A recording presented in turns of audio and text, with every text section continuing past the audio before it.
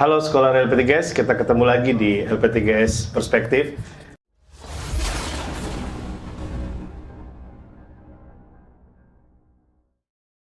Bicara tentang kek tembakau Madura, sebenarnya ini adalah inisiasi dari sekelompok, ya kan, sekelompok pemuda-pemuda Madura yang mencoba melihat ada ketidakadilan di kampung halaman mereka. Ketidakadilan yang mereka lihat yaitu para petani tembakau yang mereka rasa bahwa ada sistem ekonomi atau struktur ekonomi di belakang itu yang tidak memberikan keadilan dan tentunya tidak mensupport ekosistem ekonomi di sana. Nah, ini yang kemudian menjadi motivasi teman-teman dalam komunitas muda Madura. Kalau saya sebenarnya pengen bilang komunitas intelektual muda Madura. Karena penting kata intelektual itu, karena ingin merubah sistem di balik itu. Nah, dan pada kesempatan kali ini ada Cak Nabil. Sehat Cak Nabil? Alhamdulillah sehat. Alhamdulillah sehat. Selamat siang, jelang sore. Ya, selamat siang. Jadi Cak Nabil dari Kamura ya Cak ya? Komunitas Muda Intelijensia Madura. Oh, oke. Komunitas Muda Intelijensia Madura. Mantap itu. Tepuk Langsung tangan dulu diganti. dong. Tepuk tangan dong, ada intelijensianya. Iya. Penting kata itu. Nah, di samping Cak Nabil ada Buya Tafta, teman-teman. Selamat siang Buya. Siang menjelang sore. Siang menjelang sore. Ya. Buya ini juga pemerhati tembakau. Konsumen. Konsumen tetap tembakau, ya kan. Dan beliau juga pemerhati petani gitu, dan ini menjadi penting. Nanti kita lihat komentar-komentar Buya tentang tembakau dan petani dan juga tentang Madura.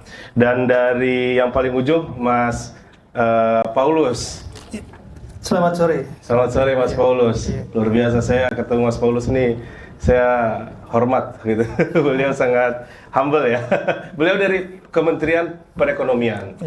Iya. Ya, bidang apa Mas?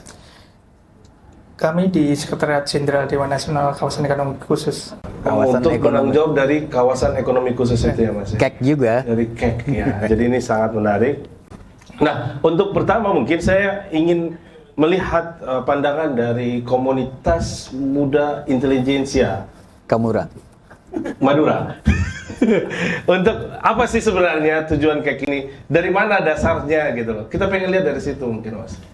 Ya, terima kasih Mas Ilham, kemudian Buya Taftajani dan Pak Paulus dan teman-teman semua yang hadir pada kesempatan kali ini.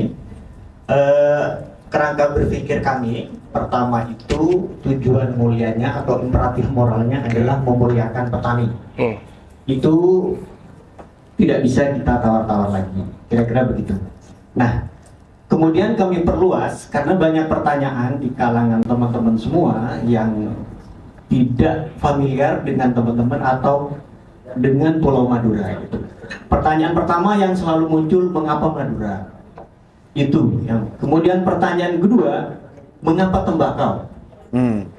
Itu pertanyaan yang kedua. Terus pertanyaan yang ketiga, mengapa kek tidak yang lain, kawasan ekonomi khusus? Kemudian pertanyaan yang keempat adalah bagaimana dengan daerah lain? Sedangkan tembakau itu adalah tanaman yang juga ada di banyak tempat. Di NTB misalnya, di Jawa Timur juga banyak, di Jawa Tengah banyak, di Jawa Barat banyak, di Aceh juga banyak, itu seperti itu. Saya ingin memulai dari pertanyaan pertama, mengapa Madura? Jawaban sederhananya adalah takdir alam. Madura itu ditakdirkan sebagai wilayah yang relatif berbeda dengan Jawa. Jawa subur, sedangkan Madura adalah tanah kering, panas dengan curah hujan yang sedikit. Seperti itu. Iklimnya sangat spesifik karena air tidak semelimpah yang ada di Jawa. Airnya relatif terbatas. Di sana kategorinya bisa dibagi tiga. Yang pertama adalah persawahan. Air memang relatif ada, gitu. Kemudian kedua tegal, sudah sedikit berkurang. Kemudian ketiga adalah perbukitan atau pegunungan. Gitu. Ini adalah takdir alam yang kita semua tidak bisa mengubah ini. Yeah. Itu yang pertama. Kemudian kedua, pertanyaan kedua, mengapa tembakau? Gitu, seperti itu. Dengan takdir alam yang seperti itu, tembakau itu menemukan jodohnya.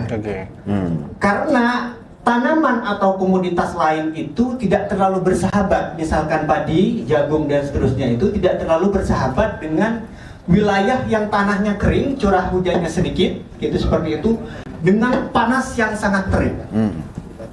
Pada saat yang sama, tembakau justru mendapatkan kualitas premiumnya, mendapatkan kualitas puncaknya ketika musim panas sangat panjang dan sangat terik.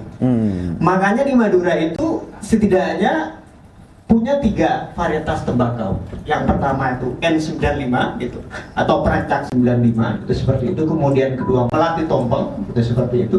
Kemudian yang ketiga itu adalah Campalo, dan ini yang paling mahal. Iya, Campalo. Keunikannya adalah tembakau Madura itu dalam banyak studi seperti dikatakan oleh antropolog kita yang meneliti tentang Madura, misalkan Profesor Kunto Wijoyo, kemudian Hobi Jong dari Belanda gitu. Tembakau Madura itu dia sebagai bumbu atau sebagai rempah-rempah gitu. Dia bukan bahan utama. Itu seperti itu. Makanya pertanyaan pertama adalah mengapa Madura, pertanyaan kedua mengapa tembakau. Disitulah tembakau itu tidak hanya menjadi identitas dan budaya, tetapi juga menjadi nafas dari ekonomi rakyat. Misalkan komoditas lain seperti padi, seperti jagung, dia adalah komoditas yang subsisten. Masyarakat Madura itu tidak menjual jagung, tidak menjual padi. Kalau misalkan panen, ditaruh di lumbung-lumbung pangan, di dapur-dapur yang suatu waktu ketika dia butuh, dia makan. Itu seperti itu. Sedangkan tembakau tidak. Kita juga punya komoditas lain, misalkan garam, misalkan sapi, misalkan ikan karena kepulauan. Garam itu hanya sebagian. Garam hanya sebagian, tidak semua. Khususnya hanya masyarakat pesisir. Sedangkan ikan juga sama. Sedangkan sapi sangat jangka panjang, sapi itu tahunan dan mahal. Karena rata-rata kualitas sapi yang bagus itu berada di kepulauan lagi, masih jauh dengannya. Karena itu tembakau adalah satu-satunya yang memiliki nilai tambah bagi masyarakat karena dia bisa dijual langsung cash. Jagung tidak, kemudian komoditas-komoditas yang tadi. Kenapa kek? Saya bilang. Pertanyaan yang ketiga, kenapa kek? Pemerintah pusat sudah menginisiasi banyak kebijakan. Salah satunya adalah DBH, dana bagi hasil cukai tembakau, seperti itu. Tapi DBH ini tidak cukup menjangkau karena DBH ini sangat abai terhadap hulu, dia abainya terhadap hilir. Sedangkan tembakau kita, tembakau Madura maksud saya sampai saat ini justru banyak yang dibawa ke Malang, ke Kediri, ke Pasuruan, ke Kudus dan seterusnya, itu seperti itu. Yang dapat DBH sebagian besar adalah masyarakat yang ada di sana.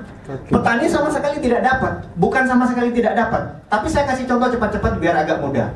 Misalkan Pasuruan, tembakaunya sedikit ya dibanding Madura yang hampir 20-27% nasional, berkontribusi nasional.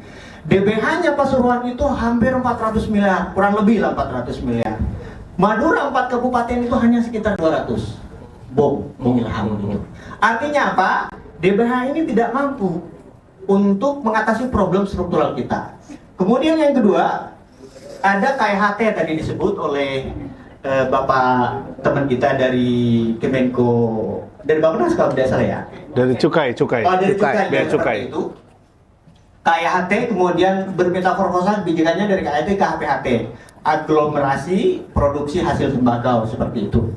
Itu juga sama sekali tidak menyelesaikan masalah. Karena pijakan kita selain tadi pertanyaannya adalah mengapa Madura, mengapa tembakau, salah satu yang menjadi pijakan dasar kita adalah ketimpangan ekstrem antara Pulau Madura dan daratan utama. Saya sesungguhnya sudah membuat PPT di sini, itu seperti itu. Kontribusi Madura hampir 10 tahun terakhir nih, 4 kabupaten Bung Ilham, itu hanya, ini ditunjukin di kiri kanan, mohon bisa dilihat oleh teman-teman semua. Kontribusinya itu hanya 5% terhadap ekonomi Jawa Timur. Jawa Timur itu adalah ekonomi terbesar kedua di seluruh Indonesia. Madura itu hanya 5%. Pantura daratan utama mulai dari Tuban sampai Bondowoso Situbondo itu hampir 50%. Lalu bagian tengah Mojokerto sampai ke arah barat itu sekitar 25, bagian selatan itu sekitar 18. Artinya ketimpangan ekstrem ini tidak bisa diatasi oleh KIHT dan APHT. Juga saya kasih contoh, misalkan kami turun lapangan, KIHT dan APHT itu. Produksi di sana itu hanya sekitar 11 PR. 11 perusahaan rokok. Sedangkan di Sumeneb sendiri, perusahaan rokok itu sudah hampir 200. Pamekasan itu sudah hampir 500. Sampang mungkin sekitar 30-an, Bangkalan juga sama. Artinya apa? KEHT, APHT itu tidak mampu menyelesaikan problem struktural yang ada di Madura. Karena dia kebijakannya hanya parsial. Jadi kebijakan ini. Kami dan tim teman-teman Gamora sesungguhnya coba mencermati kira-kira apa kebijakan yang lebih pas. Memang tidak menemukan selain kawasan ekonomi khusus. Kira-kira begitu, Bung. Jadi ya terima kasih Cak Nabil. Jadi kek menjadi jawaban. Menjadi jawaban. Nah, mungkin kita langsung ke Pak Paulus. Pak Paulus. Kira-kira kek menjadi jawaban gitu, Pak. Gimana menurut Pak Paulus? Oke, pakai ini aja ya. Iya. Boleh. Assalamualaikum warahmatullahi wabarakatuh. Waalaikumsalam. Selamat siang menjelang sore. Mohon maaf dari Bapak pimpinan karena hari ini tadi sudah sampaikan sebenarnya kita ada rakernas. Jadi ini beliau menugaskan kami untuk hadir di sini.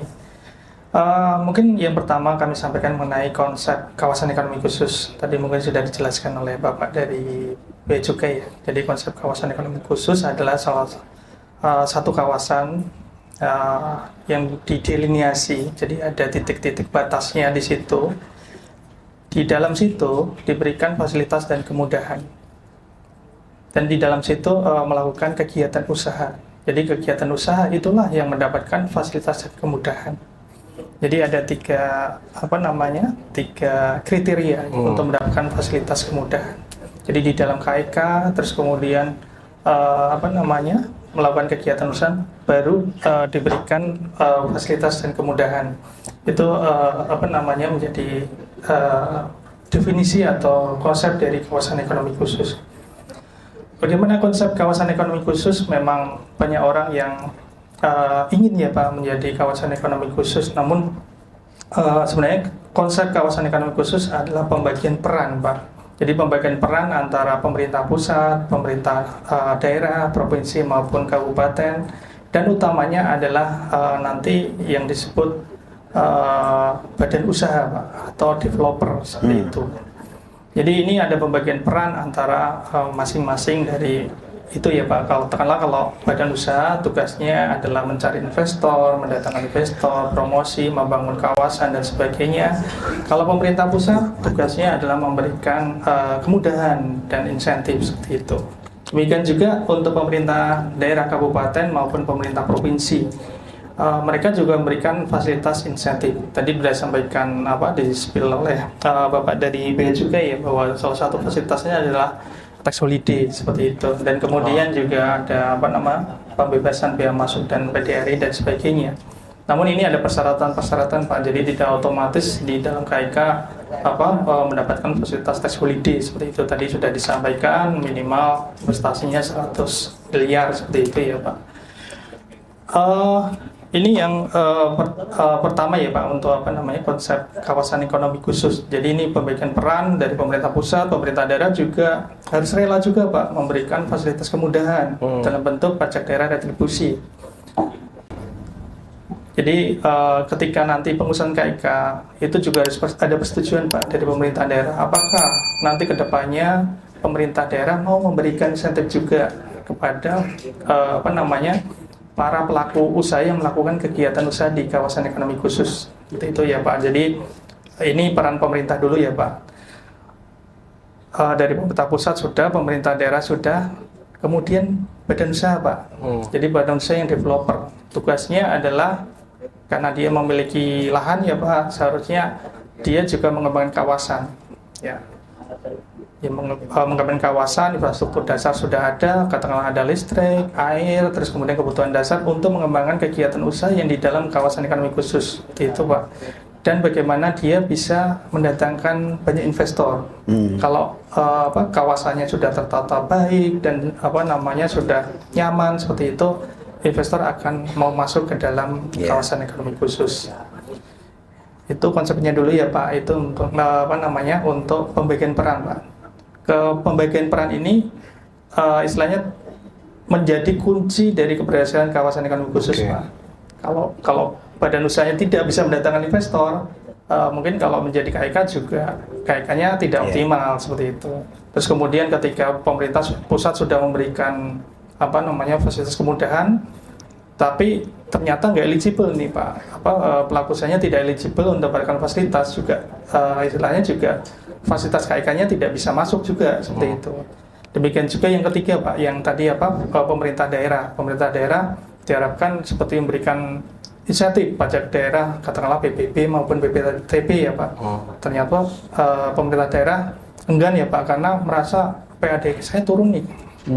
Nah itu Pak, itu yang menjadi catatan Pak. Makanya 3 hal ini yang menjadi pembagian peran ini yang menjadi fungsi dari keberhasilan dari kawasan ekonomi khusus seperti itu Pak. Kemudian mengenai pengusulan ya Pak. Kalau pengusulan harus memang ada prosedur pengusulan Pak. Jadi pengusulannya itu bisa dari badan usaha, bisa dari pemerintah provinsi, bisa dari pemerintah kabupaten, bisa dari kalau ada FTZ ya Pak atau KPPB bisa dari sana Pak. Jadi utamanya ada 4 pengusul yang di regulasi kami Pak di Undang-Undang 39 tahun 2009 yang sudah diubah dengan Undang-Undang Cipta Kerja ya Pak, Undang-Undang nomor 6 tahun 2023 dengan PP 40 tahun 2021 seperti itu Pak. Prosedur persyaratan juga di situ ada, terus harus mengusulkan kepada Dewan Nasional. Tapi utamanya pengusulan kawasan ekonomi khusus Pak, ini harus memperhatikan 3 kriteria lokasi utama. Pertama, kesesuaian dengan RT/RW, tidak mengganggu kawasan lindung. Terus kemudian delineasinya jelas, penguasaan lahan minimal 50%. Mungkin itu Pak untuk kriteria lokasi dari pengusulan ya. Mungkin ini dari awal dulu. Jadi ada tahapan kawasan ekonomi khusus itu dari pengusulan. Nanti kalau pengusulannya kepada Dewan Nasional disetujui, Dewan Nasional itu terdiri dari 17 anggota menteri ya Pak. Ketuanya Bapak Menko Perekonomian selaku Ketua Dewan Nasional. Di situ anggotanya ada Menteri Keuangan, terus kemudian ada Menteri Bappenas, Menteri PU, kemudian Menteri Kesehatan dan sebagainya Pak. Ada 17 kementerian seperti itu yang menjadi anggota Dewan Nasional. Selanjutnya nanti akan bersidang Pak. Ini mereka akan bersidang, terus kemudian akan memutuskan ini kawasan ekonomi khususnya akan direkomendasikan kepada Bapak Presiden atau dikembalikan Pak. Seperti itu karena secara konsep keekonomian dan sebagainya ini masih belum memenuhi KIK-nya seperti itu Pak. Mungkin dapat kami sampaikan juga Pak, untuk fasilitas dan kemudahan di KIK ini karena sangat ultimate ya Pak, kalau dibilang para anggota Dewan Nasional, bukan kami yang menyampaikan ya Pak, tapi para anggota Dewan Nasional menyampaikan bahwa karena sangat tinggi seperti itu, makanya secara ekonomi memang harus tinggi ya Pak, dari sisi nilai investasi maupun dari lapangan pekerjaan seperti itu. Mungkin kira-kira itu ya Pak untuk konsep kawasan ekonomi khusus sendiri Pak. Jadi kami juga mohon izin Pak baru mendapatkan gambaran sekarang ya Pak mengenai kawasan ekonomi tembakau ya Pak. Saya mungkin kawasan ekonomi khusus ada tembakau, ada Madura, mungkin di satu-satu dulu izin ya Pak. Saya mungkin hanya membahas dulu mengenai kawasan ekonomi khusus ya Pak. Saya normatifnya dulu ya Pak. Iya kan Pak, kita kan mungkin harus paham dulu kawasan ekonomi khusus ya Pak. Seperti itu kan ya Pak, supaya jangan disalahpahami. Saya mau jadi KIK, terus setelah jadi KIK apa gitu kan? Pertanyaan kami kan seperti itu ya Pak. Mohon izin kalau kami Pak Ilham menanyakan itu mengapa mau jadi KIK seperti itu? Adalah kebutuhan kebutuhan fasilitas kemudahan apa yang Bapak ini inginkan seperti itu kan Pak. Pertanyaan-pertanyaan itu yang pertanyaan dasar itu yang harus dijawab Pak, karena kami juga itu dari anggota Dewan Nasional kan cukup banyak ya Pak. Kita harus bisa menjelaskan pengusulnya harus bisa menjelaskan kepada semua anggota Dewan Nasional bahwa ini memang layak menjadi kawasan ekonomi khusus. Untuk menjelaskan KEK-nya itu Pak, yang utamanya adalah konsep bisnisnya Pak. Konsep bisnis. Jadi rencana bisnis yang Bapak mau lakukan itu apa Pak? Iya. Ya, kebutuhannya tadi seperti apa? Tadi saya nangkap dari Bapak anggota DPR tadi ya, menyampaikan hilirisasi. Hilirisasinya sampai mana Pak? Hilirisasi macam-macam Pak. Jadi sampai di mana dan ini di mana, gitu ya Pak. Maksudnya apakah hilirisasi tadi saya nangkapnya hilirisasi di tembakau ataukah hilirisasi tembakau apakah sampai rokok saja seperti itu? Ataukah mau hilirisasi ini ya Pak? Tadi disampaikan produk turunan ya. Kalau kami sih bahasanya saja hilirisasi seperti itu. Hilirisasinya apakah sampai farmasi? Itu berbeda Pak, pohon industrinya ya Pak. Jadi kepastian itu yang mau kita lihat dulu Pak. Mau dikembangkan itu apa sih Pak? Yang dari usulan itu seperti apa? Jadi ini yang intinya sebelum nanti untuk persyaratan administrasi dan sebagainya. Kalau persyaratan administrasi dan sebagainya ada di pasal 17, 18, 19 di PP 40 tahun 2021 lah Pak. Saya kira Bapak bisa mempelajari tersendiri ya Pak, seperti itu. Hanya saja memang yang penting adalah konsep bisnis yang mau dikembangkan dari kawasan ekonomi khusus seperti apa. Itu ya Pak. Itu yang kegiatan usaha yang dikembangkan apa. Seperti itu. Terus kemudian lokasi ya Pak, saya belum bicara masalah tembakau atau wilayah lokasi. Madura. Kalau lokasi tadi sudah sampaikan Pak Agus Nabil ya, mohon maaf Pak, saya harus baca. Yeah. Saya sering pelupa soalnya.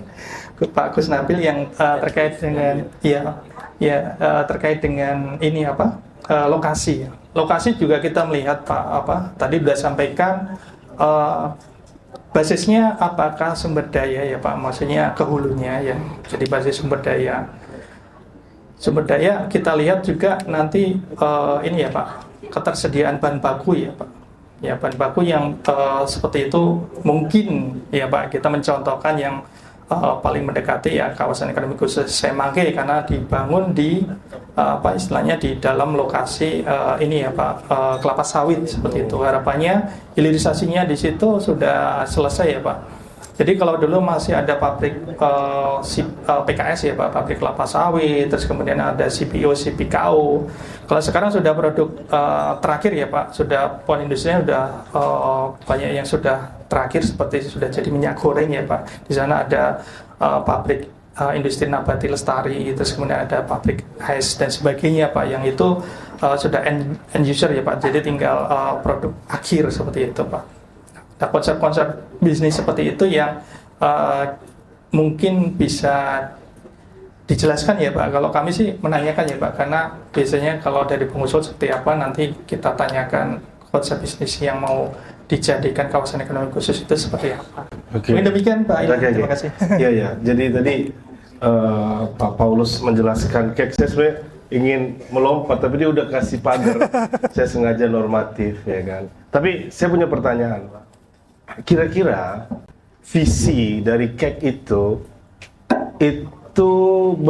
visi utama KEK itu apakah pada manusianya, ya kan? Karena di KEK itu kan pasti ada manusia yang perlu disejahterakan, atau pada investasi, atau misalnya lebih pada alamnya dan sebagainya, sumber dayanya. Ini di luar normatif kira-kira Pak Paulus. Langsung ya Pak. Ya. Oke. Ini bukan visi ya Pak, jadi konsep fasilitas kemudahan ya Pak. Jadi konsep fasilitas dan kemudahan di kawasan ekonomi khusus ini ditujukan bagi pelaku usaha Pak. Jadi bukan bagi orang per orang. Jadi orang per orang itu mungkin tidak, kalau di model manufaktur atau produksi pengolahan itu tidak mendapatkan fasilitas ya Pak. Jadi yang mendapatkan fasilitas adalah perusahaan atau pelaku usaha seperti itu Pak. Hanya saja ya Pak, untuk investasi jelas kalau ada investasi sekian mesti ada nilai nilai tenaga kerja yang untuk mengelola dari produksinya seperti itu kan Pak. Nah, jumlah tambahan tenaga kerja dari setiap istilahnya 1 juta investasi dengan katakanlah ada 10 tenaga kerja seperti itu, katakanlah hitungannya seperti itu ya Pak. Itu yang diharapkan juga bisa menumbuhkan pusat pertumbuhan ekonomi baru Pak. Di satu sisi yang ekonomi, tapi di sisi lain juga ada tambahan tenaga kerja yang bisa bekerja di dalam kawasan ekonomi khusus. Di luar itu di luar kawasan ekonomi khusus akan membentuk rantai pasok ya Pak. Katakanlah di dalam kawasan ekonomi khusus kan katakanlah kalau ada orang bekerja di KIK Semangke ada butuh makan ya Pak, makan siang dan sebagainya lah. Rantai pasoknya kan bisa dari luar Pak. Itu namanya multiplier effect ya Pak. Itu yang mungkin saya kira Pak Ilham sudah di luar kepala. Seperti itu yang kita nilai ya Pak, ada di dalam sama di luar seperti itu. Jadi senternya di kawasan ekonomi khusus, di luarnya untuk menambah rantai pasok seperti itu. Katakanlah untuk pangan, terus kemudian untuk tempat tinggal, menimbulkan pusat pertumbuhan ekonomi tidak hanya di dalam tapi juga di luar kawasan. Demikian Pak. Makasih Mas Paulus. Saya pengen jawaban antropologi, sosiologi, jawabannya tetap kerangka ekonomi. Susah. Oke, sekarang Buya. Saya yakin Cak Nabil ada pertanyaan, tapi Buya tolong berikan gambaran nih tentang kek tembakau Madura. Apa pendapat Buya nih? Silakan. Waduh. Silakan Pak. Assalamualaikum warahmatullahi wabarakatuh. Waalaikumsalam warahmatullahi wabarakatuh. Sebelum saya jawab, saya baca pantun dulu ya. Oh, boleh. Pergi ke pasar membeli jamu. Nah, gitu dong. Jadi interaktif. Ya kan? Jamu diminum di sore hari. Tembakau Madura harum aromamu. Kualitas super dicari petani. Silakan. Baik, jadi sebetulnya saya agak di fait accompli untuk datang sini sebagai salah satu pembicara oleh Pak Ilham. Ya, saya mau karena semangatnya bukan ingin memberi penjelasan, tapi saya ingin tadarus soal tembakau. Tadarus. Ya kan?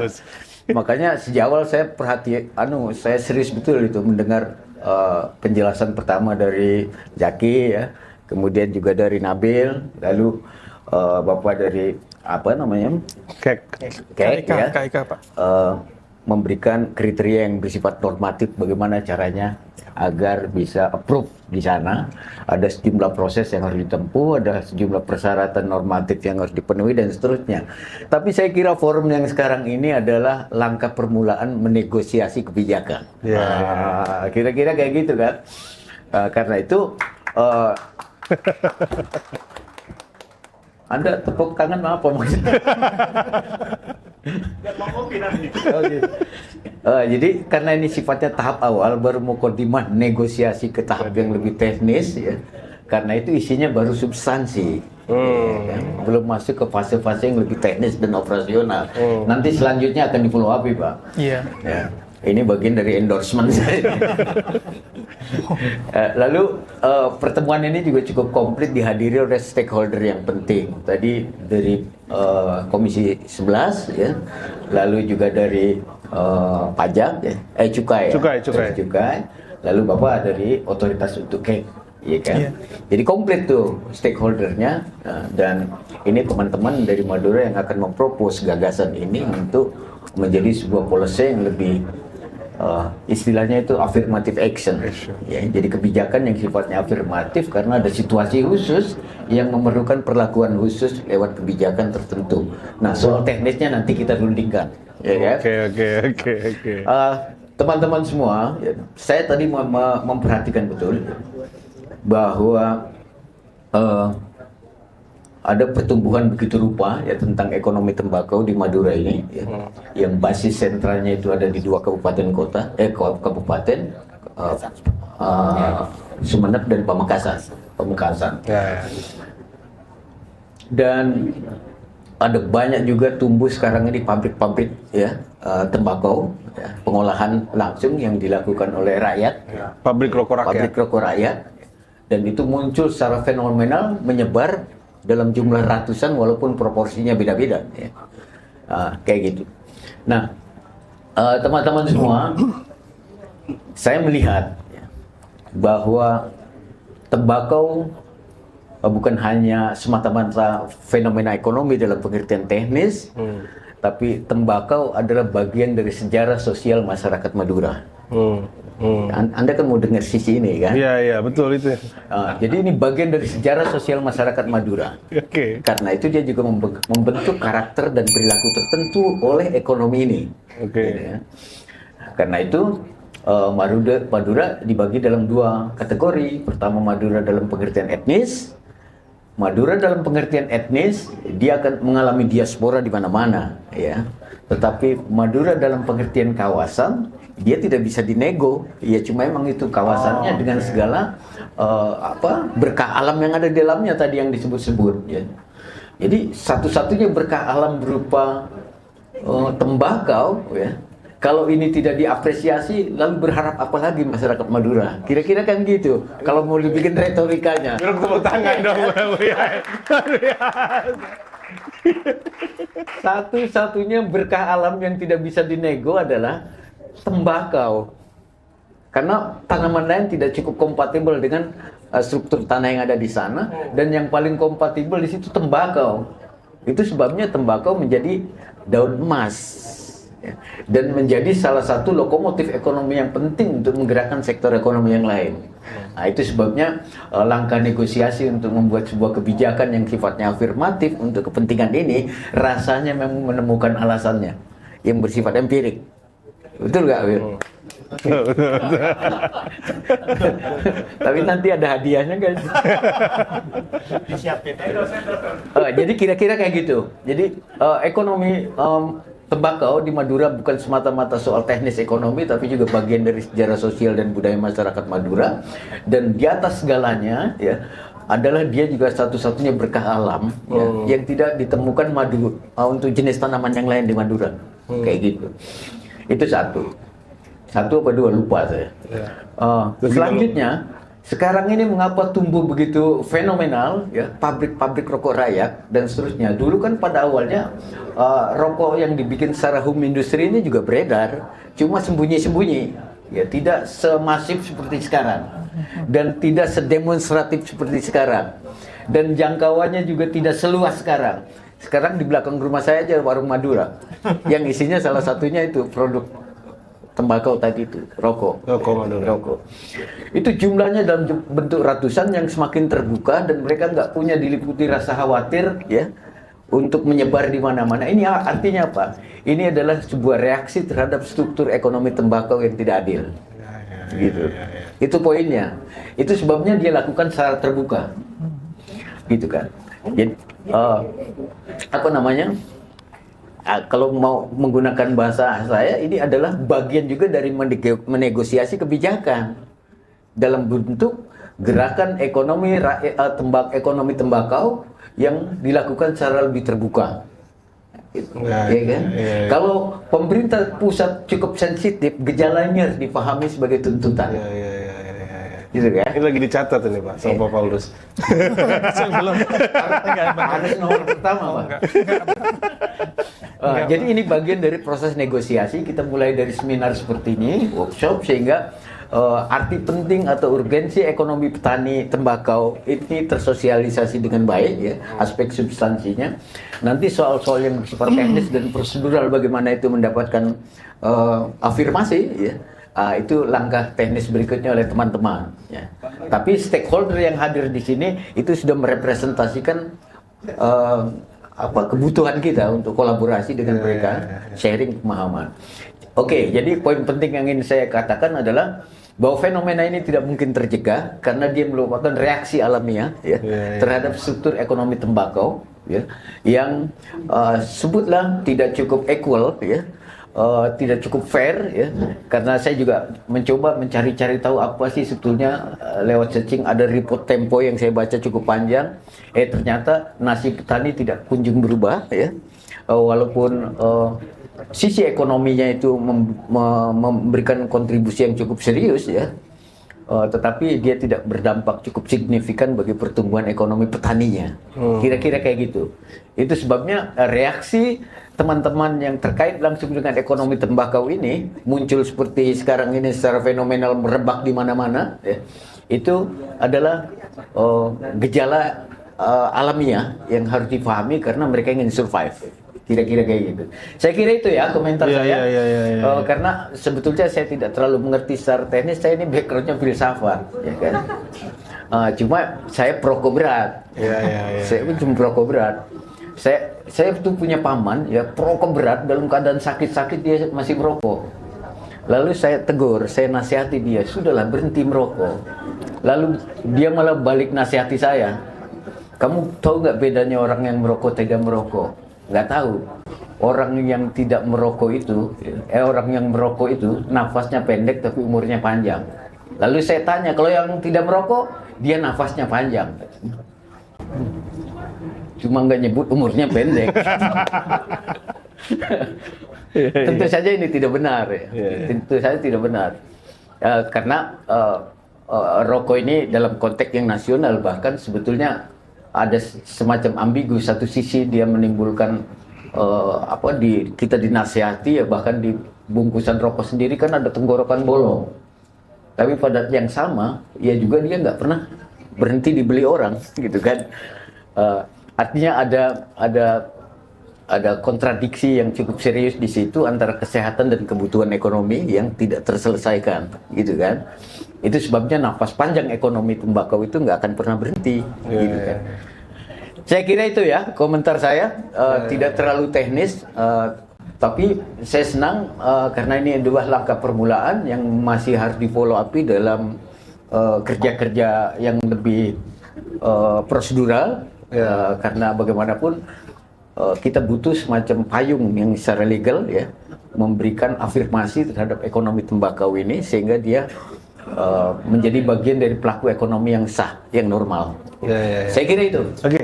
Terima kasih Buya Tafta. Kita beri tepuk tangan buat Buya Tafta. Luar biasa. Jadi di endorse ya. Jadi Cak Nabil, ada yang mau ditanyakan Cak? Kalau soalnya nanti kita ada sesi komentar dari penonton. Silakan Cak. Iya, sangat mengapresiasi beliau sebagai intelektual avant-garde di LPDGS, mampu menerjemahkan antropologi atau antropologi filosofis itu ke dalam satu statement yang singkat. Iya. Beliau mengatakan hanya dua kata, reaksi alamiah. Saya mungkin kalau ingin menjelaskan naskah akademik yang kami buat, waktunya tidak cukup, tapi kami cukup menjelaskan tentang sistem tata niaga yang sangat timpang antara petani, tengkulak, dan korporasi. Iya, betul. Tembakau itu kebalikan dari bisnis seperti pesawat terbang. Oke. Jadi lebih oligopsoni. Penanamnya atau penjualnya banyak, pembelinya hanya sedikit. Itu seperti itu. Karena itu petani dipermainkan. Iya.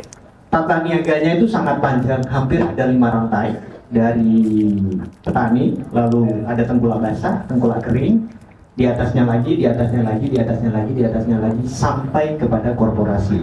Korporasinya tentu kita bisa sebut satu persatu, katakanlah seperti itu. Bagi perokok itu tidak mudah, tidak sulit untuk menyebutkannya, itu seperti itu.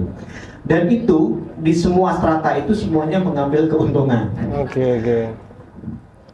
Dan dijual putus modelnya. Jadi tidak ada semacam tanggung jawab dari korporasi yang mendapatkan input dari tembakau itu untuk melakukan apa yang kita sebut sebagai entah pemberdayaan kah, advokasi kah, dan seterusnya dan seterusnya.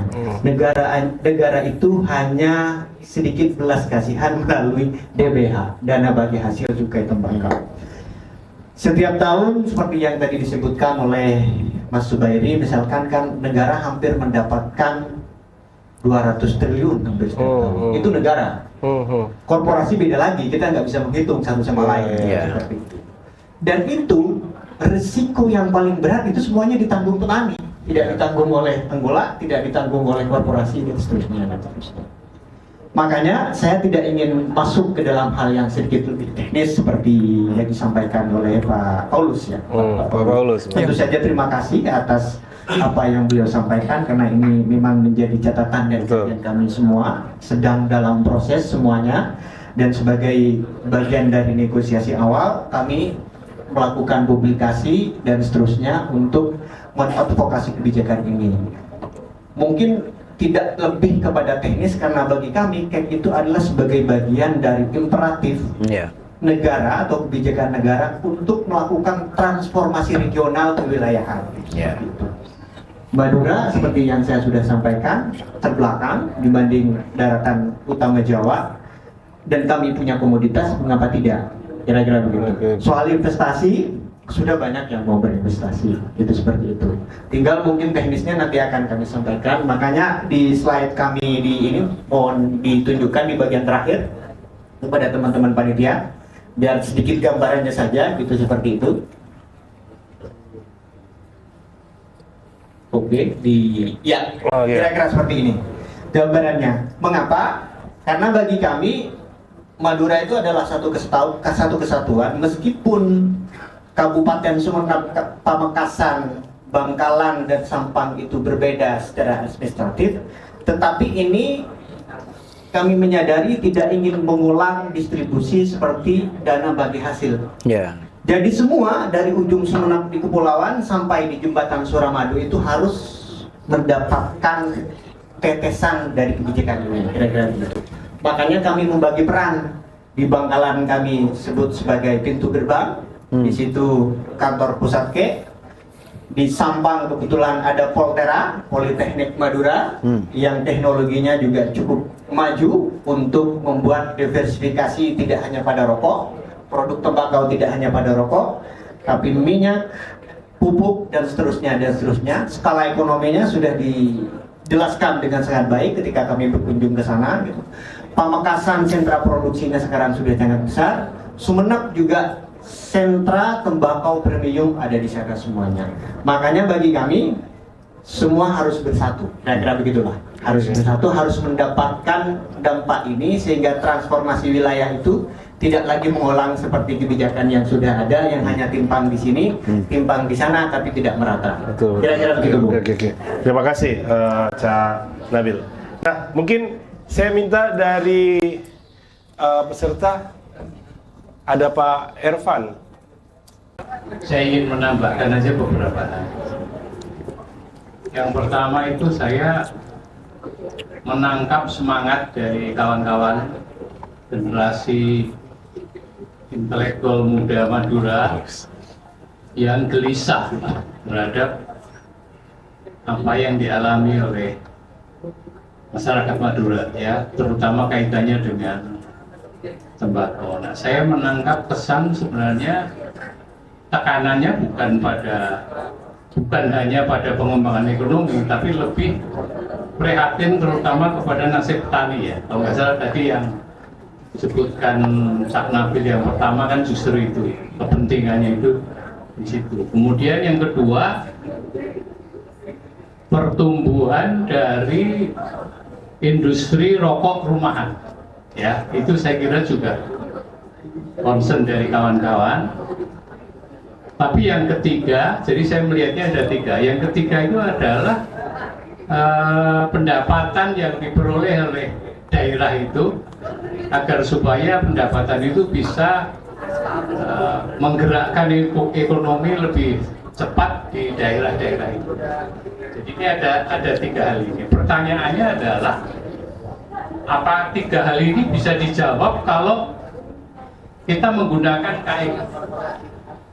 Kan itu yang penting, karena KEK sendiri sebagai konsep itu sudah mapan, ya, sudah ada prosedurnya, sudah ada, bahkan fokusnya tadi kan kepada konsep bisnisnya seperti apa, ya kan gitu. Jadi ini yang satu sifatnya masih semacam visi besarnya, tujuan pokoknya, kan begitu. Sedangkan KEK ini sebenarnya sudah mobilnya, ibaratnya gitu lah.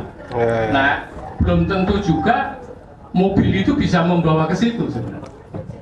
Saya kira itu penting jadi perhatian, karena bukannya tidak ada kritik KEK itu.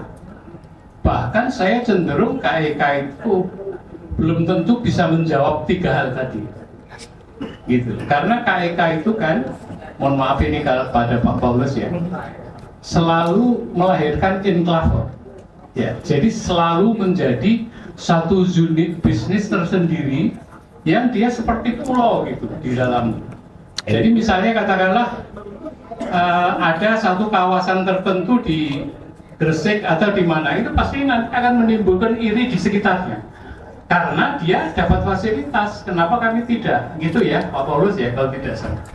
Yang kedua, KEK itu tadi malah disebut angkanya selalu memerlukan modal yang besar, ya, kapital yang besar, karena kemudahan yang diberikan KEK itu untuk menarik investasi dari luar sebenarnya, ide dasarnya itu kan. Jadi ada kemudahan fiskal maupun kemudahan birokrasi itu kan dalam rangka menarik modal. Nah sekarang nanti kalau modal yang masuk dari luar, gimana 3 hal tadi gitu, implikasinya kepada si petani ya. Saya khawatir malah pabrik rokok kecil-kecil itu nanti kemakan sama modal yang besar ya. Jadi saya kira itu juga menjadi perhatian.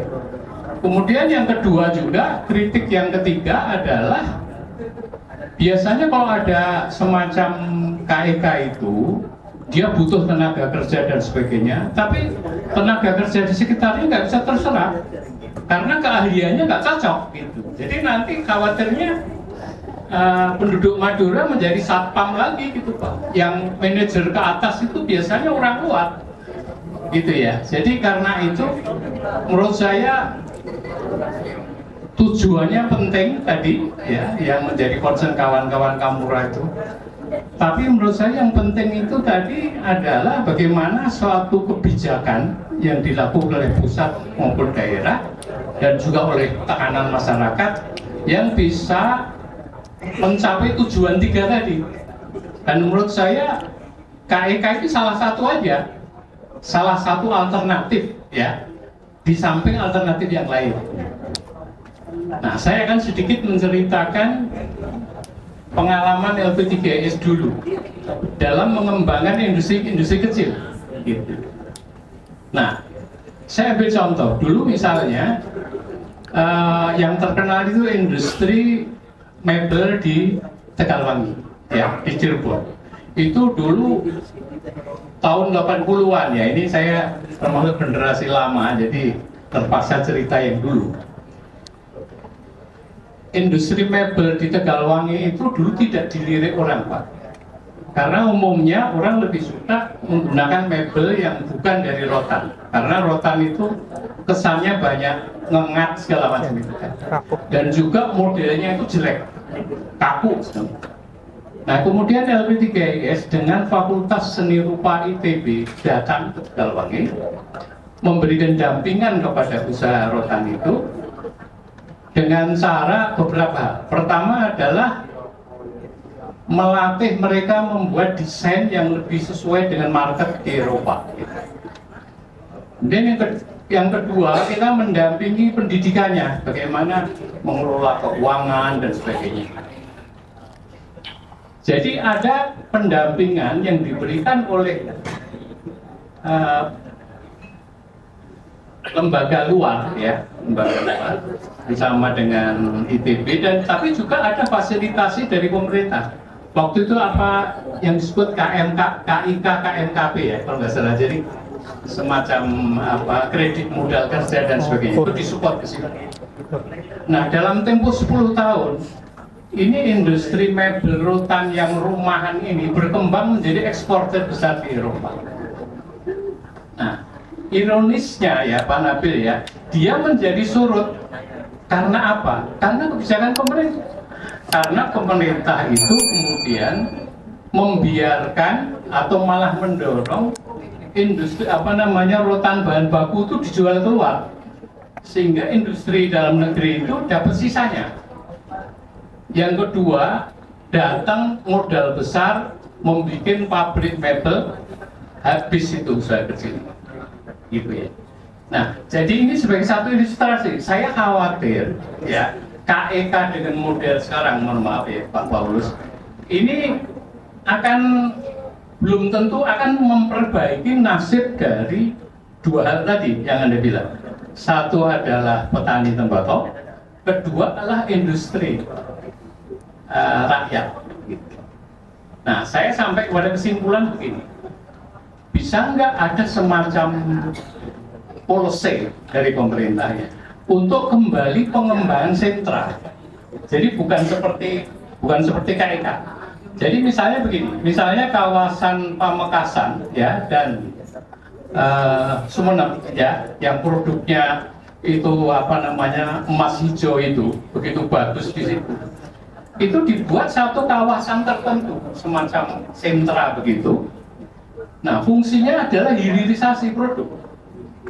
Jadi pabrik-pabrik rokok yang sekarang ada itu dirangkum dalam satu wilayah, ya, satu wilayah. Kemudian ada hilirisasi yang menggunakan teknologi modern. Nah, di situ modal bisa diberikan, kemudahan peralatan dari pemerintah diberikan, dan kemudian menjadi semacam badan usaha pengolahan itu, produknya dari masyarakat sekitar, gitu. Nah, tetapi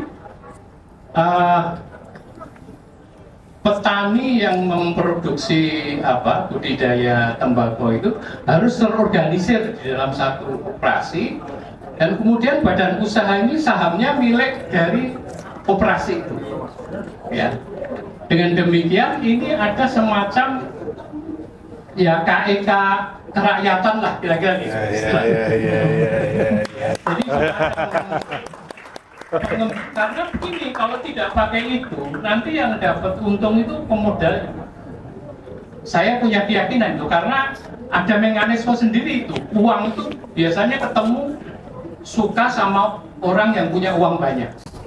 Jadi berpindah, bukan ke yang kecil. Money make money. Money like money. Nah, kira-kira gitu. Jadi saya nggak tahu ini bermanfaat apa enggak, apa yang saya sampaikan. Tapi sekali lagi, saya sungguh sangat mendukung ya keprihatinan ini teman-teman, karena ini berkaitan dengan tadi berkah wilayah tadi, kemudian juga pemerataan ya, dan juga keadilan ekonomi gitu. Tapi saya harap kawan-kawan lebih bersabar, berpikir lebih tenang, karena saya yakin jalannya bukan hanya dengan KEK. Jadi mesti KEK ini dipelajari dulu implikasinya. Jangan-jangan akibatnya justru sebaliknya. Itu yang saya khawatir. Terima kasih. Ya, terima kasih Pak Irfan. Jadi ada usulan Pak Irfan, KEK. Tetap juga disingkat jadi KEK. Bukan Pak, KEK. Kawasan Ekonomi Khusus Kerakyatan. Mungkin ada respon dari Pak Paulus, silakan Pak. Iya. Terima kasih Pak Irfan. Ini KEK ya Pak, bukan KEK. KEK beda kan, kawasan, benar kata Pak Irfan. Dan Pak Irfan sudah menyimpulkan Pak. Sebenarnya saya kalau mau kata akhir seperti yang disampaikan Pak Irfan, seperti itu Pak. Yang pertama, Pak Irfan tadi sudah mendiagnosis ya Pak. Mohon maaf dalam tanda petik penyakitnya yang disampaikan Pak Gus Nabil ya tadi ya. Sudah disampaikan penyakitnya memang tadi pertama terkait dengan nasib petani yang belum sejahtera ya Pak. Petani apapun sekarang juga belum sejahtera. Jadi tadi sudah disampaikan solusinya banyak Pak, banyak. Maksudnya kan perlu diketemukan stakeholder terkait dengan petani ya Pak. Karena petani kan mungkin dari dari bibitnya, terus kemudian pupuknya, dan tadi sudah dipetakan juga oleh Pak Gus Nabil bahwa ini juga harus distribusinya, karena distribusinya berjenjang, semua ngambil keuntungan sampai 5 tingkat ya Pak. Yang untung yang tradingnya seperti itu. Terus kemudian juga pertumbuhan industrinya, kalau melihat industri rokok rumahan tumbuh ya bagus ya Pak. Kalau industri rumahan tumbuh kan ya bagus ya. Karena itu ya apa namanya, kalau dari sisi perindustrinya ya Pak, mungkin pengampu kebijakannya mungkin bukan di kami Pak, kebetulan kami di Sekjen Dewan Nasional Kawasan Ekonomi Khusus, mungkin bisa di Kemenko atau di Kementerian Perindustrian ya Pak. Jadi juga harus bertemu dengan stakeholder yang terkait dengan industri ini Pak, karena industrinya spesifik Pak, apakah industri logam pun logam yang mana saja, terus kemudian tembakau yang mana saja, karena aliran ini yang harus dibenahi Pak. Jadi tata niaga apa namanya tembakau yang mungkin perlu dibenahi juga Pak, sampai dengan ke pabrik besar atau cukup yang pabrik itu tadi Pak, apa yang rumahan seperti itu Pak. Kami pun ini Pak, makanya tadi kami jelaskan di awal Pak, karena Pak Irfan sudah menangkap di luarnya Pak, bahwa kedepannya seperti apa. Kami pun juga nggak mau seperti itu Pak. Jadi katakanlah seperti Gresik ya Pak, karena memang besar-besar Pak. Katakanlah ada Freeport Indonesia, terus kemudian ada beberapa perusahaan yang sudah melakukan hilirisasi dari tembakau dan sebagainya. Nanti ada Antam dan sebagainya untuk produknya di situ. Karena memang yang besar-besar ini yang didukung untuk segera apa namanya ini, karena nanti membentuk dari rantai pasok dan sebagainya di luar seperti itu, supaya yang di luar ini tumbuh juga industri-industri sedang, menengah, dan kecil seperti itu. Nggak perlu di dalam kawasan ekonomi khusus. Untuk ini ya Pak, mungkin mohon izin Pak Gus Nabil ya, mungkin saya sampaikan juga kalau saya kira Pak Irfan sudah menangkap semua mengenai apa kawasan ekonomi khusus, karena kawasan ekonomi khusus merupakan salah satu solusi, tapi bukan solusi semuanya ya. Mungkin Pak Irfan tadi sudah sampaikan bukan obat satu-satunya ya Pak. Kalau apa di kedokteran mungkin kalau obatnya obat yang paling keras ya, mohon maaf saya analogikan seperti itu, karena yang tadi kami sampaikan fasilitasnya ultimate seperti itu. Kalau ini ya Pak, mungkin bisa dijajaki dulu, kalau kami ya Pak mau dijajaki dulu dengan stakeholder terkait Pak. Ini kan mungkin dari kami sangat mendukung Pak, apa namanya dari Kamura ini untuk meningkatkan kesejahteraan petani Pak. Petani manapun kami sangat dukung Pak, karena ini merupakan salah satu yang menjadi apa namanya perlu dukungan dari kami semua Pak, seperti itu, supaya meningkatkan taraf hidup seperti itu Pak. Namun apa istilahnya, kita coba inilah Pak, mohon izin nanti dari Pak Nabil untuk bisa membedah ininya stakeholder terkait itu seperti apa. Tadi ada sedikit solusi ya Pak, membentuk sentra apa namanya ini dulu seperti itu, untuk istilahnya kompak dulu ya Pak, dari sisi petani, terus kemudian dari apa tengahnya seperti apa, dan tata niaganya dibenahi seperti itu Pak. Mungkin itu dulu ya Pak, untuk bisa petani itu istilahnya mendapatkan hasil yang optimal dulu ya Pak. Sekarang kan sangat minimal ya Pak. Istilahnya kalau petani apa namanya menanam itu belum tentu ya Pak bisa mendapatkan hasil, istilahnya balik modal saja kadang bisa dapat, kadang enggak ya Pak, tergantung dari musim dan sebagainya seperti itu. Karena perlu tadi disampaikan ada perlu peningkatan SDM juga ya Pak dari sisi petani, terus kemudian juga pemodalan ya Pak. Kalau dulu ada apa namanya tadi Bapak sampaikan, kalau sekarang mungkin ada KUR ya Pak, kredit usaha rakyat dan sebagainya. Mungkin itu yang bisa dibenahi dulu Pak, seperti itu. Mohon izin terkait dengan apa namanya kawasan ekonomi khusus lagi ya, karena kewenangan kami ya Pak. Mohon izin untuk berbicara mengenai kawasan ekonomi khusus terkait dengan tenaga kerja. Tadi memang benar yang disampaikan Pak Irfan ya Pak, karena kalau di dalam kawasan ekonomi khusus kalau ada apa namanya investasi yang cukup besar, biasanya tadi Pak yang disampaikan akan mendatangkan teknologi maju, mesin-mesin yang terbaru seperti itu Pak. Kadang ini paralel Pak, ketika mesinnya datang apa istilahnya dari installment, terus kemudian untuk penyesuaian untuk tenaga kerjanya butuh waktu seperti itu Pak. Jadi memang perlu menyiapkan tenaga kerja istilahnya dalam tanda petik lokal seperti itu, yang bisa menguasai teknologi yang maju. Kita tidak hanya apa kebutuhan apa namanya tenaga kerja, jumlah tenaga kerja, tapi juga apa namanya taraf ini ya Pak, tingkat pendidikan atau ini ya Pak, keterampilan dari tenaga kerja yang bekerja di dalam kawasan ekonomi khusus. Ya skillnya ini Pak, tapi lebih dari skillnya lagi Pak, karena mohon izin Pak, produktivitas tenaga kerja di Indonesia itu masih dinilai lebih rendah dibandingkan dengan dari luar Pak. Seperti itu yang masih menjadi catatan kami di Sekjen Dewan Nasional Kawasan Ekonomi Khusus seperti itu Pak. Kita berusaha meningkatkan, karena kalau dari luar itu ini Pak hitungannya mereka, saya bisa ngerjakan ini 1 orang, tapi kalau tenaga kerja Indonesia 3 orang, 4 orang seperti itu. Tapi kita pengennya menggunakan upskilling, tapi juga dengan produktivitas yang tinggi seperti itu Pak. Ini yang benar-benar jadi tantangan kami untuk tidak hanya skill tapi juga peningkatan tenaga kerja. Mungkin kira-kira itu Pak. Kalau kami sih setuju dengan Pak Irfan ya Pak, karena untuk KEK ya Pak, KEK ya sementara seperti itu Pak. Jadi ada pusat pertumbuhan ekonomi, tapi mungkin kalau melihat pertama ya Pak, aksesnya kayak ini yang di luar enggak, padahal kita inginnya ada rantai pasok yang bisa dikembangkan di luar. Demikian Pak. Ya, terima kasih Pak Paus. Mungkin closing statement, Buya. Silakan. Sebelum Nabil. Nabil terakhir. Nabil aja. Oh, Nabil dulu. Oke, silakan. Enggak, langsung Nabil. Ya, terima kasih. Closing statement saya, kalau misalkan kebijakan ini disetujui, Madura dan masyarakat Madura layak membuktikan bahwa tanah tandus sekalipun mampu menyejahterakan petani dan sekaligus rakyatnya yang dapat menjadi penopang ekonomi nasional. Terima kasih. Oke, terima kasih. Buya, ada closing statement?